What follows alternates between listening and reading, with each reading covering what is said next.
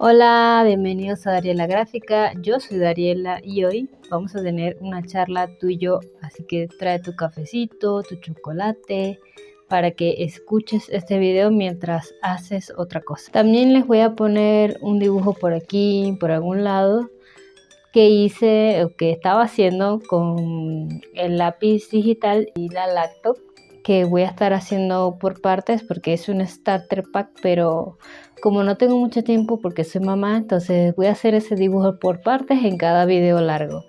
Así que comenzamos. Ok, como primer punto de lo que he aprendido para valerme económicamente a mis 30 años como artista, ha sido tener un trabajo fijo. Fijo, o sea, con un cliente me refiero. Trabajar con un cliente como que si fuese un trabajo normal. Yo trabajo con él de lunes a viernes y de esta forma me aseguro de tener como que una ganancia fija y no algo que puede variar en cada mes. Entonces, lo que me ha servido más, en vez de tener clientes fijos, pero que vienen cada 3 meses, o tener clientes nuevos, no sé, porque es que nunca vas a saber cuántos clientes nuevos vas a tener un mes, nunca vas a saber cuánto vas a ganar en un mes, pero si tienes un cliente con el que trabajas fijo, vas a saber cuánto vas a ganar mensual y puedes ganar más porque si él te da propina, mejor todavía. Y a ver, este ha sido mi caso, a lo mejor no es tu caso, pero para mí sí me ha funcionado así porque en realidad los clientes que he tenido nunca han sido fijos, sino que vienen cada cierto tiempo. Entonces, lo que a mí me ha servido económicamente es eso. Otro punto importante como artista es que mientras más habilidad tengas en el dibujo, más vas a ganar.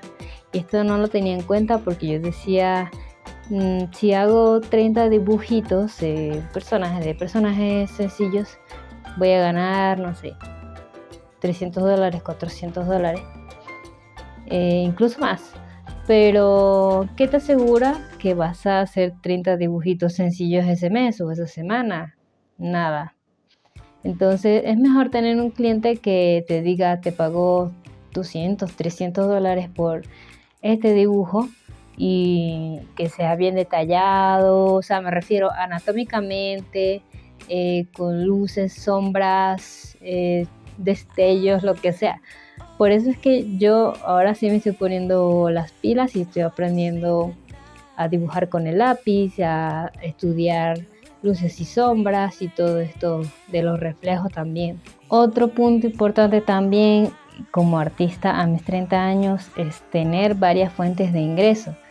Ya me ha pasado varias veces que dependo tanto de una plataforma que llega al punto de que ya no la puedo usar porque me banearon. Por ejemplo, en mi caso con Fiverr, que si no lo sabían voy a dejar un video por aquí que explica que me banearon en Fiverr y la historia de eso. Paréntesis sobre este dibujo, me da mucha risa porque tenía algo planeado entre algo detallado como el dibujo de Úrsula, como esta otra artista. O sea, quería hacer algo entre muy detallado y no tan detallado. Y entonces me estaba fijando más de Úrsula y no me estaba gustando nada.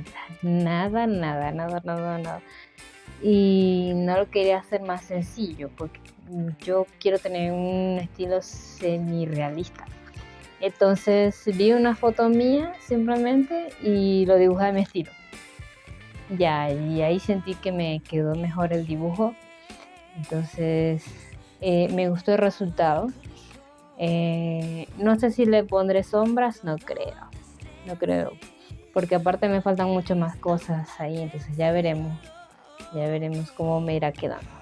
Y también ahora me está pasando, o nos está pasando a mi cliente y a mí, que Redbubble y Netflix ya no están trabajando, por lo que ya no podemos hacer fanarts para vender de series relacionadas con Netflix, porque Redbubble está borran todos los dibujos que hay sobre eso. Entonces quedamos mi cliente y yo como que en la nada. Entonces ahora tenemos que buscar más plataformas para seguir trabajando. Así que no sea fanart.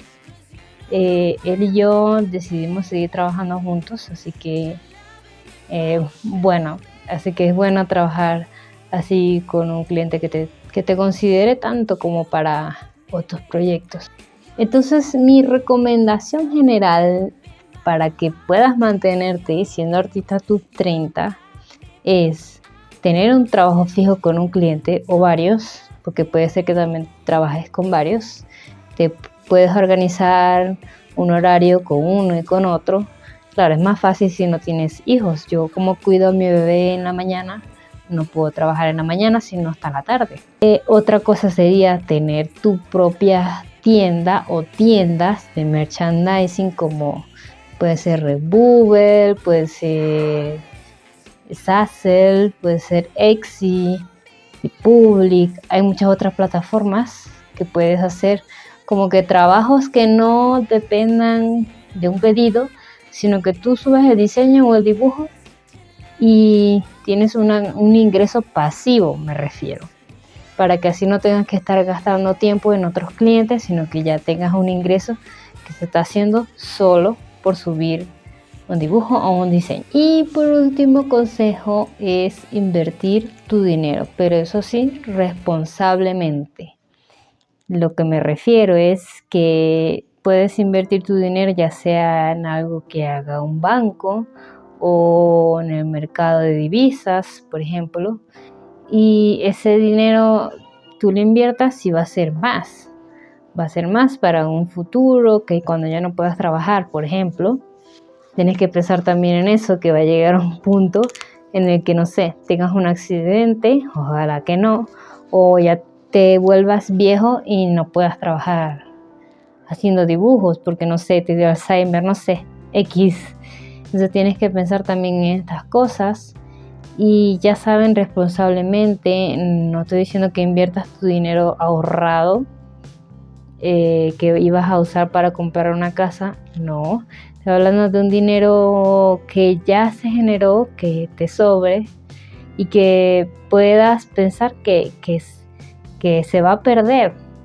Piensa más que ese dinero se va a perder a que se va a ganar algo, porque, por ejemplo, en el mercado de divisas es muy difícil,